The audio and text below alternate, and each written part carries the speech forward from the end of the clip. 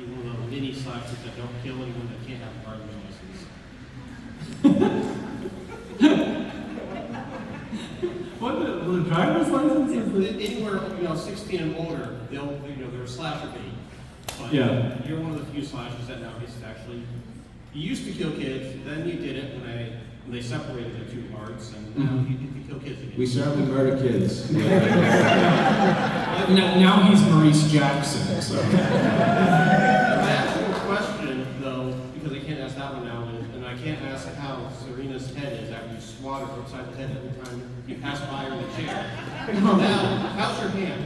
Oh, it's more like, how was her head? I know, I can't ask her that. Yeah, I was actually pulling my slaps, though, because I was like, Lauren had gone through enough that week, and I was like, oh, that was all his idea at the last minute, too. He's like, hey, why don't you just go by and just slap her head every time you go by her? And then go by again and slap her. Yeah. No, but he was very, very delicate. That was the magic of sound. Yes. Yeah, a lot of slapstick. Sure. Hi guys, I'm Heather Drew. I love hearing behind the scenes stories. Or do you guys have a favorite scene that you shot, or anything behind the scenes that you can hear from? Something that worked perfectly on set? Well, my favorite scene that I've shot in the whole entire franchise was the bar scene. That was just so much fun. I was like a kid in the candies for that week because I was like, I'm getting to do a scene with these actors that I had like looked up to my whole entire life, like Clint Howard, Bradley Stryker, and Daniel Roebuck. And Damien just basically let us just play for a few days on set, and it was just pure magic. And it's like we did so many different variations of that scene. We just like, you guys just do stuff, and Danny especially was just coming up with just some amazing dialogue. He's such a great straight man. He knows how to throw you the joke for you to just play off of, and it was just pure magic. Plus, I just think that's such a fun scene. That's like probably my favorite kill in the franchise now too. I thought it was such a cool, no pun intended, oh yeah, pun intended, kill. So yeah. Cool. Hi. One of my favorite things about the whole franchise, the Terrifier series, is how Art will go from using these like really terrifying and really creative weapons to a gun, all in like this span of like a minute. And I'm just wondering, this is a question for Damien, what's your thought process with kind of switching between weapons that are really impersonal like a gun and then something that's like really up close and like in your face? Yeah, so we always like to revert back to him being very ultimately sadistic and grounded, because this character can become very, from moment to moment, he can be very hokey, very over the top and jokey, cartoony. But I tell Dave all the time, not that it's, it's just we make sure that ultimately Art the Clown is sadistic and cruel, no matter how much fun we try and have with the character. So like with the Frost gun, that was the most sort of fantastical thing we ever did with a kill, really. Because I knew it was a Christmas-based film this time, and I didn't have any Christmas-based kills. And I was sitting down with George Stuber, the director of photography, one day, and I told him that, and he came up with something about freezing, or something about Frosty the Snowman, maybe something like that. And then I knew we gave Art like a torch, and we give him guns all the time. So I said, what if we give him, he builds a sort of, this frost gun that he could use, and then he could shatter somebody. But then, so it's like you do something so fantastic in one moment, and then we bring it back to him just having a gun, and he's not doing anything funny, and he's just like, I told Dave, just keep this stone cold face on the entire time, and just remind people that you're just this evil, cruel character. So. Awesome, thank you. Yeah, that's some of my favorite stuff to do, is like when he snaps back and forth between being silly and stuff, Yeah. and all of a sudden he gets really serious in the moment. Those are fun moments to explore. Yeah, it keeps him very three-dimensional too, and unpredictable. Well, hi guys. I've met you guys a couple of times now, but I did want to come up here and kind of give you all your flowers, because at the beginning of this year, I had decided to change my major to filmmaking and media production, and I give credit to this franchise. Oh, thank you. Congratulations. I just want to say that like I've always had a kind of love for filmmaking, and to see this franchise grow, and seeing how big it's gotten has really pushed me and made me go, I think I can do this. So You can. Yeah. You know, and what I was gonna ask is, Amy, do you have any good startup tips? Startup tips. All I can say is what I did to get where I am, right? And it was, you know, I didn't grow up in a film community. I was sort of I wouldn't say I was the outcast. You know, I had friends, but I was the only film sort of weirdo in my neighborhood. I walked around with a camcorder. I forced my friends to make, you know, home movies as a kid. That's all I did was make movies and just consume films every day. Every day. That's all I did was think about making movies. And when I really started taking it seriously, I was just studying, getting my hands on any videos I could find. Because I'm, you know, older now, so like there was no YouTube when I was getting into this. I would have to get VHS tapes. I would have to, you know, learn makeup effects from books. There was no tutorials. So, but just teaching myself everything I possibly can. Teaching myself how to edit. And then just making things and making things that were going to stand out. That became one of the main, you know, that was the formula, that was the recipe. Even when I was making the first Terrifier, I said, why is somebody going to watch my $30,000 horror movie instead of seeing a $20 million Hollywood horror movie? I have to put things into this movie that they can't put in their movie, things that are going to get people talking.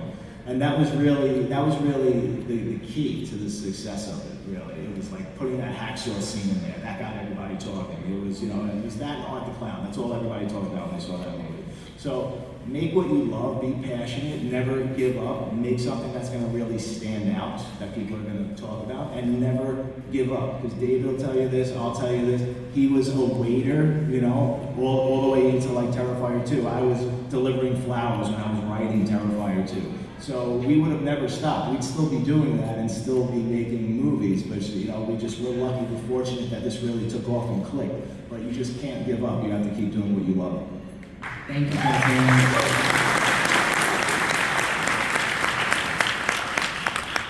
So we're all excited to hear that there will be a Terrifier 4.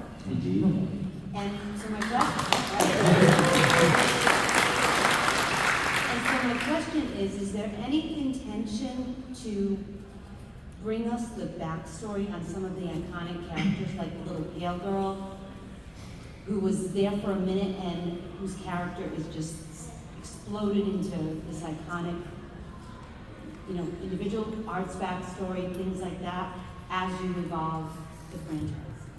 Sure, yeah. This is sort of an unorthodox way of structuring a slasher franchise, right? Where typically a slasher movie it's the same movie over and over again. It's a new batch of victims, the killer comes back, he just wipes out a new group of people, and they just keep, you know, once I wrote Terrifier 2, I knew that it was this overall story that I was going to tell, the sort of epic story, this battle between good and evil, with the slasher being the backdrop. So, you know, that's exciting to me, knowing where it's going to go. And there's a bit of a comfort, a safety net, knowing that I have this satisfying conclusion to all this. And knowing that this is more of a mini-series, the way I'm approaching it, I've been giving you guys just like breadcrumbs and nuggets the whole way. And now we're going into the final chapter. So everything, all the questions you have, what does this mean? What did this person have to do with this and that? It's all gonna like just explode. And just like, you know, you're gonna get it all. And I'm so excited. That's awesome. Yeah. Thank you. Hey, what's up, guys? My first question is, how long did you sit around and think of all these kills to come up with? Because they're pretty insane, I would think everybody would agree. And out of all those kills, what's all of your favorites out of all of them? Oh, my whole life I'm thinking about these kills. I'll try and make it quick so you guys can. You never know. Sometimes I just want to pay homage to a kill scene that I love in a film, like Part 3 was Psycho, the shower scene. Part 2, I knew we had to come up with something that was going to rival the hacksaw scene. So I was just, you know, but I just happened to be looking through a book of Jack the Ripper, not trying to come up with a kill scene for Terrifier, and I just saw a picture of one of Jack the Ripper's victims, and I said that would be something Art the Clown would do, and let me part one, I purposely went out of my way to investigate real torture methods. So I came across the hacksaw, like a medieval kill of people being hung upside down and cut in half. So sometimes you try, sometimes it's an homage, sometimes you just inspiration hits when you're not even trying to think, so you never know. But my favorite kill is, I think, still the bedroom scene from part 2 that I'm the most proud of. Yeah. Any thoughts of using Arthur Clown to do Blood Eagle? I've heard, I've seen a lot of people online talk about that, but it's been done before. So, yeah, right? Didn't they do it like the Viking show or something like that? They did also in Yeah, so, I don't know, maybe a variation, but, yeah, what do you guys think? Favorite kill? Jason, favorite kill scene in this franchise? When I grab David by the lapels and I slam him on some antelope. That part was my favorite. I don't remember this. That was that other Christmas horror movie. I love the opening scene of the third film. I think Chrissy Fox is unbelievable. That whole sequence is just magical. The purpose of it. That's, I mean, of course, the bar scene, but I think that opening scene, I think that's probably my favorite opening we've had for any of these so far. And actually, that's one of my favorite openings I've seen in like a movie in a while, since like at least Ghost Show. I was just like, because I was like, oh, this is just a good way to boom, get them right to the movie. Yeah. I have 2 that's tied. I'm gonna have to go with the shower scene and the rat scene at the end. Yeah, y'all had the same reaction I had on set. That's the part that made me almost puke. I know there's that whole thing going on. I don't handle puke very well. Or corn nuts. No, she's responsible. She came in with this horrible bag of smelling like corn nuts, and she just right up in me face. I can just show something like that. I don't know, but she got right up in my face and was, what's wrong? Come on, babe. Are you gonna puke? Definitely didn't do that, but. Oh, it was bad. And then we had that nasty like cream of mushroom soup concoction, and just like you only see it briefly. There was so much. They had this projectile vomit that just went flying across the room and went on this map on the wall, and it just stunk so bad. It was just like that thing was torture. Torture. So I do have one more question for you, David. I seen the production team is going to be working on Silent Night, Deadly Night. Do you have any plan on? I heard about it today, so I know nothing about that. I was like, I like the original. Yeah, no, that's just Cineverse, so that's not our team. Gotcha. Yeah. No, my next one's just coming out in January, Screamboat. So Thank you, guys. I play a beautiful mouse. Oh, bye. Hello. I just want to say that you can tell like there's a lot of care, and everybody enjoys being in the movie, and it stands out for me from other horror movies. I'm studying to be a therapist, and so how does this make you feel? We all need therapy. So, we haven't spoken about it before. one of the things that stand out to me in the third movie is that there's more focus on psychological trauma that Sienna and Jonathan go through. Is that something that you purposefully put in? Because I feel like it gives characters more dimension and relatability.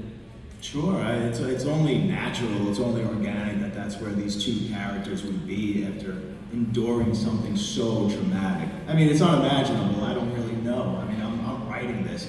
I have no idea what that would really do to somebody. I'm sure it would be a million times worse.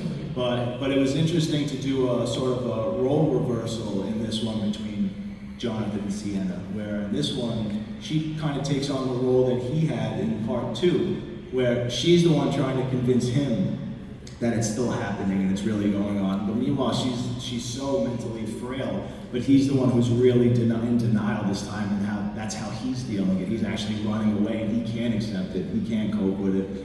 So it was, and again, these movies on one level, they're so over the top, and Art the Clown could be so ridiculous, and it's like goofy at times, but then if you ground it all in reality, and you try and ground it, as ridiculous as some of this stuff is, and how fantastic it is, and someone becoming an angel, and Art becoming a demon, but if you ground it all in reality, if you have Sienna facing real world problems, and trying to cope with the idea that she's really becoming something not of this earth, it makes it interesting because you could relate. You'd say, oh, if that was happening to me, I think that's how I would be reacting to it. So it makes it more powerful.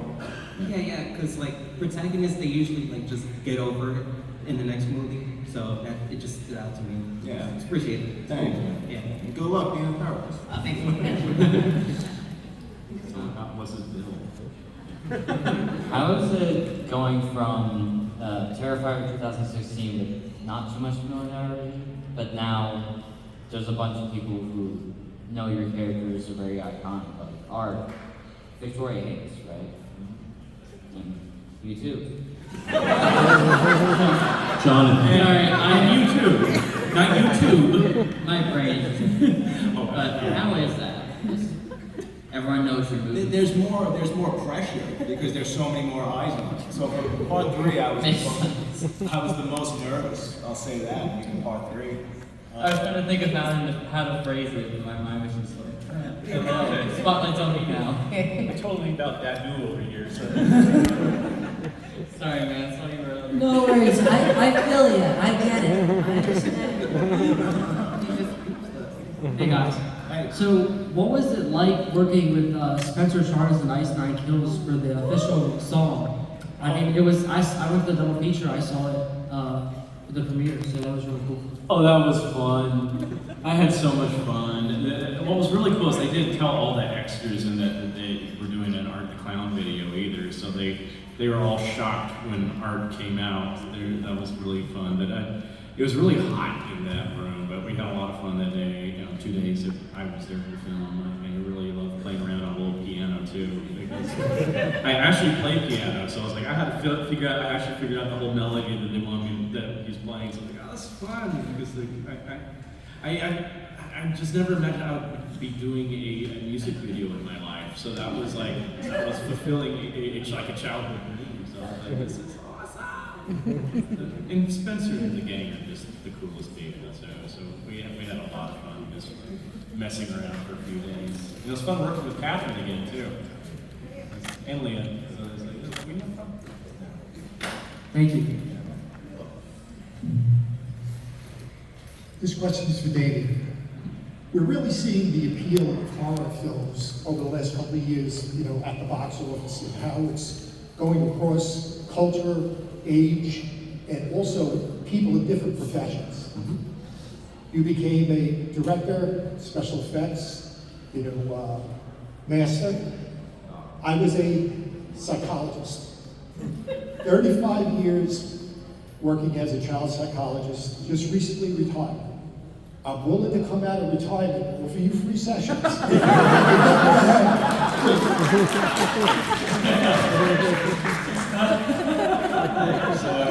Hey guys, would you believe I used to be an elementary school teacher? They had me in charge of kids. Yeah. Hey, so I got a couple of questions.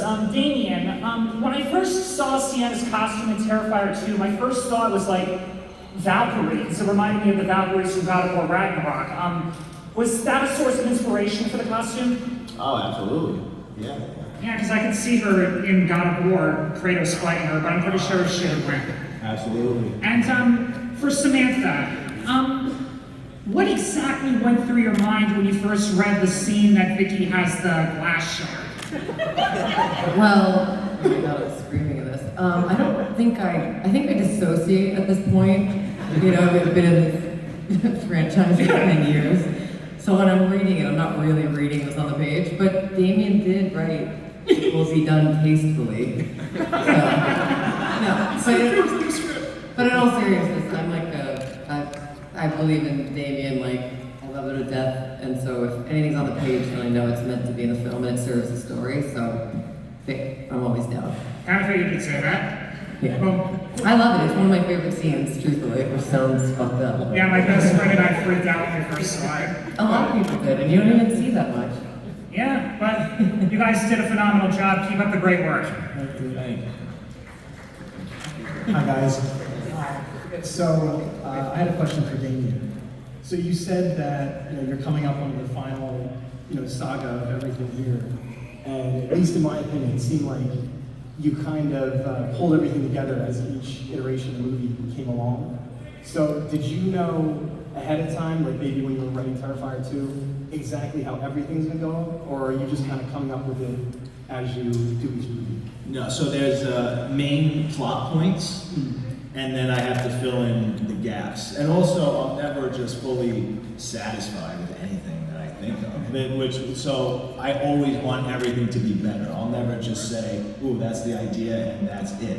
So it's like you keep refining when you're writing, and then you can, talk to everybody and see how they're feeling about it. If anybody throws you ideas, and they might be better. So, and then when you get to the editing room, you could even change things there. So I always say, until it's literally ripped from my hands, the deadline's there, and it's up on the screen, like I will keep tweaking, I'll keep trying to come up with something better. But like I said, once I wrote part 2 and I introduced Sienna, I knew where this whole thing ended, and I knew especially the trajectory of her character. But I mean, like, there's one of the coolest things about the next part of Terrifier, like I just thought of, and it was like this one major missing piece of the puzzle, where I had to get, I can't go into spoilers, but I was missing something, like sleepless nights.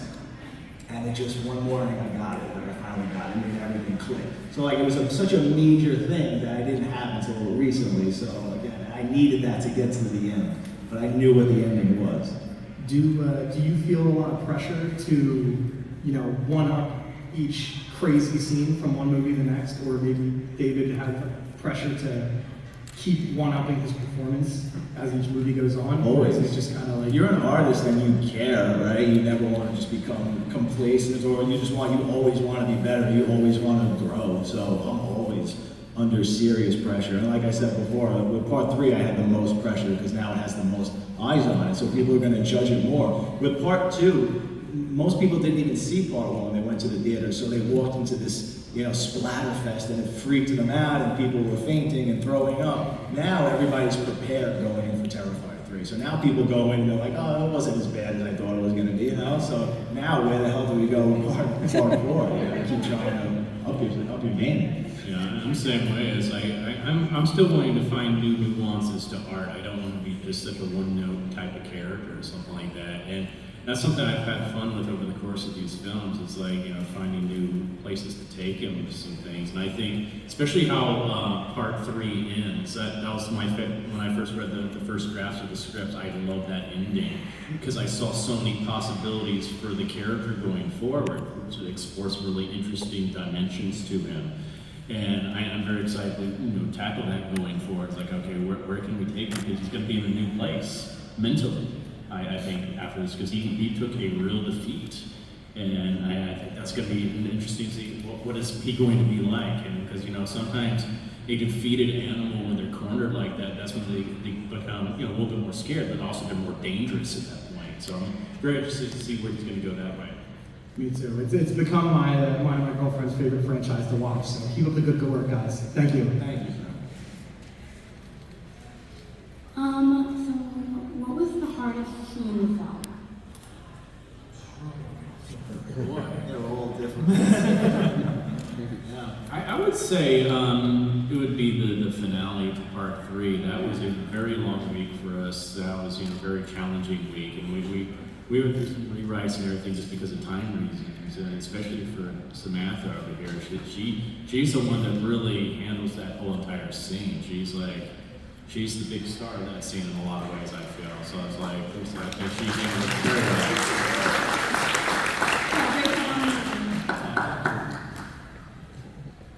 So I kind of have 2 questions. The first one kind of relates more to Terrifier 2. Me and my boyfriend, the pumpkin guy back there, has been going to the club for this past about a year for karaoke, and it wasn't until we saw the double feature that we realized you guys filmed in my hometown at QXT's. How did you come across QXT?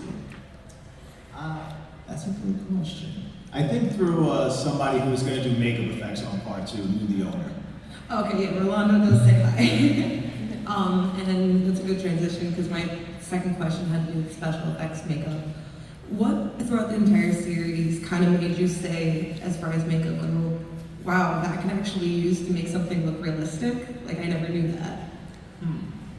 I mean, we use real stuff all the time. Okay. Yeah, like that, in part 2, when the costume shop owner gets beheaded, we built that head as like anatomically correct as possible, with just like layers of fat and meat and using like chicken and all kinds of like really nasty things and trying to like put, you know, tubing where the arteries would really be, like on both sides of the head. It was pretty involved, so that looked pretty real to me.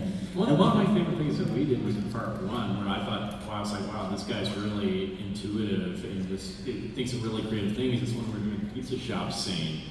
And this one, Art cuts the hand, and we didn't really have a lot of things there. Like, we need something that looks like bone or something like that. And we're like, well, we're in a pizza place. He got pizza dough, like pizza crust. Genius. Yeah, and just like put it in there so it looked like bits of bone and stuff. Like, that's great. It was like these little things. I was like, this is brilliant. That's amazing. Well, thank you. And I also love the like makeup evolution of all the characters throughout the series. Oh, thank you. Hi guys. Hello. So I had a question. If you could have Art the Clown fight another horror icon, who would it be? The one I would, because no one really expects this one, and I don't think this movie gets the love it deserves, is, I don't know, most people think Pennywise or something like that, that's too obvious. But I really love Nicolas Cage's janitor character in Willy's Wonderland. I think that would be such a cool fight because they're both silent characters, and I think that would be batshit crazy, especially with Nicolas Cage. Yeah. So, like, I've never seen that movie. I've seen a clip of it. it's such a fun movie. It's so much fun. And I wanted to know your answer to Damien. I'd want to see them either team up with or fight. I know it's a cliche answer, but Freddy, because they both live and now operate sort of different dimensions, and they both have this dark sense of humor. I would love to see them play off of each other's humor. And that dream scene in Terrifier 2 has like a very Nightmare on Elm Street feel to it. For sure, yeah. Part 2 was very blatantly like I wanted the vibe and the tone of Dream Warrior, so that was a big inspiration. So love Freddy. Yeah. That's cool. Thanks. Thank you. Hey guys. Hey, nice classic. Thank you. Seen him in a movie somewhere once. Not sure what it was. Even better shirt. Thank you. I've seen this guy somewhere once. He makes these movies, they're really fucked up, but me and my fiance, we bond over them, we like them, so hey, whatever. Speaking of that, congratulations guys on all the success coming individually and as a whole. As a fan base, it's thrilling to see. I can only imagine what it's like for you guys. I have a question for David and for Samantha. David, for you, that bar scene, oh my God, the funniest thing I've ever seen in my whole damn life, honest to God. Did you channel like a certain energy in that other than a psychotic Mr. Bean, obviously? Like, was there something you were going for there? Or? Oh yeah, I was even channeling a little bit of Will Ferrell from Elf. My fiance called that. That's awesome. Oh yeah, that's definitely, awesome. definitely Okay. Will Ferrell there. So I was channeling all kinds of things. I was just having fun. Looked like it. That's brilliant. And also the peeing part. I was. That sounds fun. That seems to never come out of my mouth. But I was channeling the scene from Dirty Rotten Scoundrels with Steve Martin when he's playing Rupert at the dinner table. He's like, "Excuse me, may I go to the bathroom?" And he's like,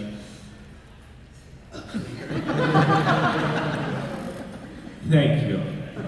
See, I thought maybe a little bit of Jim Carrey from Liar Liar when he was doing that. Oh yeah. That's awesome. Samantha, for you, I've been listening to a lot of your podcasts recently, and by the way, congratulations on growing up awesome and being a Chris Jericho fan. Oh, yeah. That was awesome. So I gotta ask you for that, for you, like growing up a fan of him, what was it like to like majorly assist in killing him on screen? Well, it's funny because the first time we ever filmed together, I Did I kill him? I think I did kill him. It didn't make the cut, but he actually put me in a chokehold. Okay. And it was one of the most exciting moments of my life. Even though he was so kind and sweet and was checking in, he's like such a professional. But I don't like killing Chris Jericho. I'd rather kiss him. No. No, he's an amazing person to work with. He's like such a lovely person and very mindful and caring. So very hard to kill him, but definitely enjoyed my time with him. That's awesome. That's awesome to hear. Thank you, guys. Hi. I have a question for Damien. Well, two. Is there a reason we didn't see Sienna return to the Terrifier, and will Terrifier 4 have another holiday theme in it? Yeah. Well, I wanted to keep the sword, just, you know, the mystique around the sword as much as possible. So like, I didn't want to send her back there to dig it up, because it's like, you know that that's what's in the box the entire time, but I didn't want to just telegraph it like so obviously. So that was the main reason, and also trying to keep this from being another 2-hour and 20-minute movie. And then will Part 4 have another holiday theme? I don't know. I never intended that to really become a gimmick. We're just changing up. Yeah, changing up. Wednesday. Yeah. Flag Day. Thank you. I'm still waiting for art and space personally. I just wanted to start off by tipping my hat to you, Damien. My girlfriend got me into the franchise like 6 months ago. I watched all the movies. All Hallows Eve is like the first horror movie I've seen in years to like actually scare me, especially the ending. My question, however, is for David. How many letters do you think we all have to collectively write to DC to let you be the next live-action Joker? I say keep going. I've seen the old videos. Like, I think if you throw a little bit of art into there, like, you got it. That's what I would like to do with that character, is really getting back to what he was in the comics, especially in the 80s, 90s eras, where he was very dark and sinister, but still funny at the same time. Because I think Hollywood recently has tried to make him way too creepy, and like, he's not intentionally creepy that way. He's quite the showman. He's quite egotistical. He loves to hear himself talk. And I would really love to bring that aspect of the character back and really have fun with it. Like, go in a very dark route, especially like Killing Joke or Death of the Family, where he's just doing some sadistic stuff. Like there's one comic where he like is trying to get the one up on somebody's in a room full of babies, and he just tosses a baby at Jim Gordon's wife, and she goes to catch the baby, and kills her right there, while she's distracted by trying to save this baby. Like, that's the Joker I want to see on screen. All right. Thank you. Killing babies. Hi, I have a question for Jonathan. I haven't watched Terrifier 3 yet, but I've watched the other two. How did you feel about like playing your character? Because like I relate to like how like your character is like awkward and also had like a bunch of like weird interests. I've had similar. I have to say, it was very easy because I'm a lot like the character.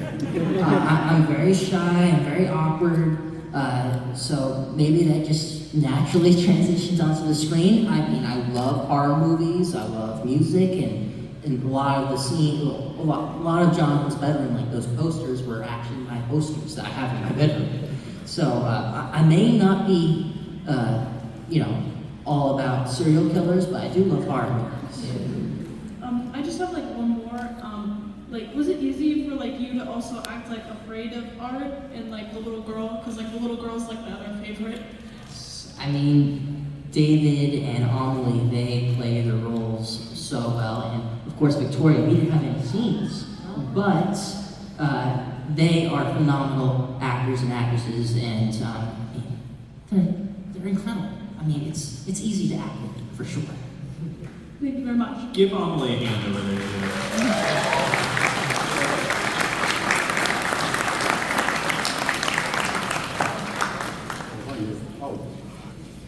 How you doing, guys? Hey. That's an awesome shirt. Oh, thank you. Dee Wallace thought it was actually an ET shirt. Pretty good, yeah. Anyway, Damien, how you doing? Hey, sir. Question. First of all, where did art come from in here, from you? So, created him a long time ago, 2006, for my first, what I consider official short film, because I was out of high school, didn't have money to go to film school, so I knew I had to create something that I could put into film festivals or something that could be my calling card. That, you know, people say, "Oh, this kid's got something," whether it's makeup effects, directing, whatever, or even a shot, right? So I wanted to make a short that had my makeup effects in it and some creepy characters that I could create. It was going to be horror based, of course. So I wanted to take just, you know, traditional trope type characters and see if I could put a fresh spin on them and do something different. And I always did love killer clowns, and I felt like I could do something new and interesting with one that I hadn't quite seen before. So I said I just wanted to take a crack at the killer clown and make one that really scares the hell out of me. So when I started designing the character, I said he can't look anything like Tim Curry's Pennywise. So that's a big reason why Art looks the way he looks. And there's no color. He's very simple, very basic. He doesn't have hair. He doesn't have a red nose.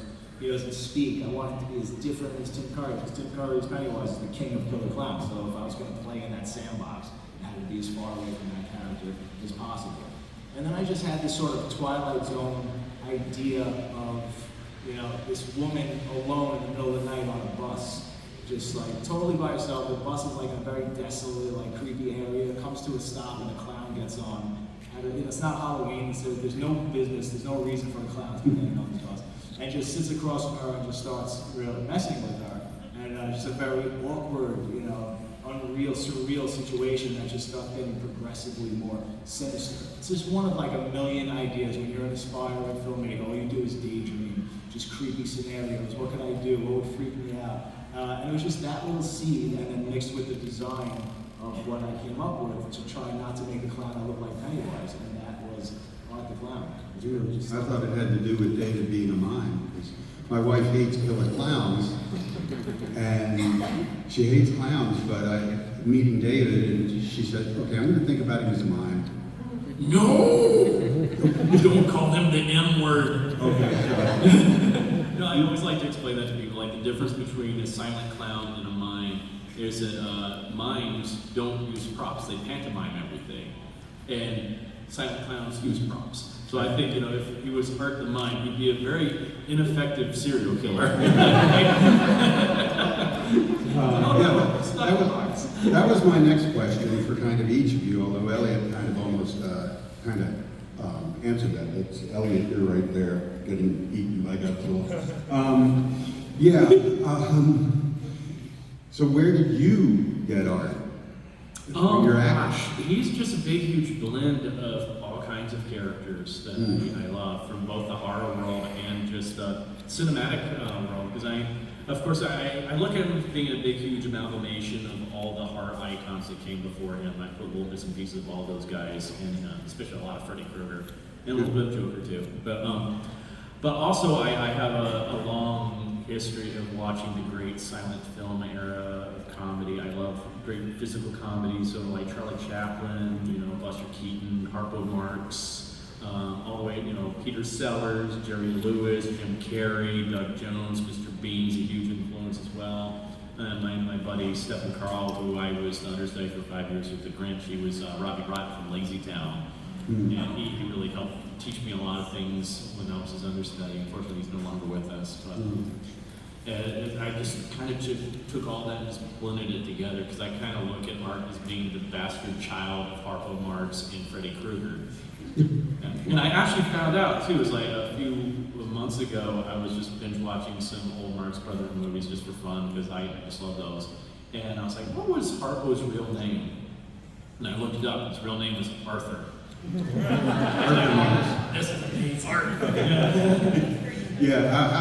What about Malcolm McDowell in Clockwork Orange? That's what I thought of when you were whipping Jonathan in the first one. Oh, I was totally just humming that in my head.